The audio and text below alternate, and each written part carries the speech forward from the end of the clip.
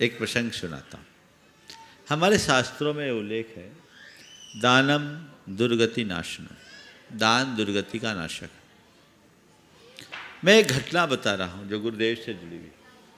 घटना 1994 की है। गुरुदेव अमरकंटक में विराजमान थे। थोड़ा ध्यान से सुनिएगा। गुरुदेव अमरकंटक में विराजमान थे और वहाँ एक युवक करीब 45-48 साल का, बड़ा परेशान सा था। संग में एक क्षुल्लक जी थे।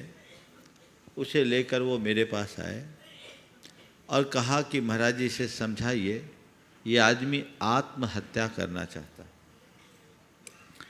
मैं थोड़ा चौंका, उससे बातचीत किया तो उसने अपनी व्यथा कथा सुनाई। उसे व्यापार में बड़ा नुकसान हो गया, बाजार से कर्ज लिया, फिर नुकसान खाया। फिर उसने कुछ बदमाशों से 10% की दर से ब्याज पर रुपया लेकर के काम किया। वो 2 गठान माल लेकर के इटारसी की तरफ गया, उसका माल चोरी हो गया। कहते हैं विपत्तियाँ आती है तो चारों ओर से आती है। वो जकड़ गया और उसकी 3 जवान बेटियां थी। लोगों की कुदृष्टि उनकी बेटियों पर पड़ गई। वो घबरा गया और वहाँ से भागा। अपने शहर में बहुत लोगों से बातचीत की, बहुत थोड़े से लोग उसके परिचित थे। कर्ज ज़्यादा था, उसको कोई हेल्प करने के लिए तैयार नहीं हुआ। वो वहाँ से भागकर जबलपुर आए। जबलपुर में एक मुस्लिम भाई के यहाँ वो काम करने लगा। एक दिन उस भाई ने कहा कि यदि तुम इस्लाम कबूल कर लो तो हम तुम्हारा सारा कर्ज पटा देंगे। कभी कभी कहते हैं कि मरता क्या नहीं करता। उसने अपनी ओर से सम्मति दे दी। तभी उसकी चेतना जागी, कहा ऐसा करना तो ठीक नहीं। एक भाव आया कि अगर पैसों के पीछे हम इस्लाम कबूल करते हैं, इससे अच्छा तो मर जाना। आत्महत्या का मनोभाव लेकर वो भेड़ा घाट पहुंच गया, ये सोच करके कि मैं आज सुसाइड करूंगा, छलांग लगाऊंगा। फिर उसका पुण्य जागा कि अब मरना तो है ही, कम से कम मरने से पहले एक बार गुरुदेव के दर्शन कर ले। बस पकड़कर जबलपुर से वो अमरकंटक आया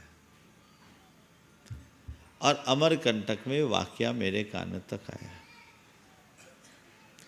मैंने गुरुदेव से कहा इसकी ऐसी ऐसी स्थिति है, आप इसको आशीर्वाद दें और को उपाय बताएं। मुझसे कहा देखो लोगों से बात करके इसकी कोई व्यवस्था करो जीविका की, और साथ ही कहा इससे कहो कि कुछ दान करे। आप बोलते हो दान करो कि क्या महिमा है, वो मैं आपको बता रहा हूँ। इससे कहो कि कुछ दान करे। मेरे मन में आया आदमी पैसों के पीछे तो मरा जा रहा है और गुरुदेव इस मरने वाले आदमी से कह रहे हैं इससे कहो कि कुछ दान करे। मैंने उससे पूछा तुम्हारे पास कुछ रुपए हैं? बोले हैं। बोले कितने? बोले 500 रुपये। बोले कुछ दान कर सकते? बोले सब दान कर देंगे। क्या बात। उसके पास 500 रुपये थे और पूरे 500 रुपयों का उसने दान कर दिया। ठीक है, दान तो कर दिया, उसका दान हो गया। उसके खाने पीने की सारी व्यवस्थाएं हुई।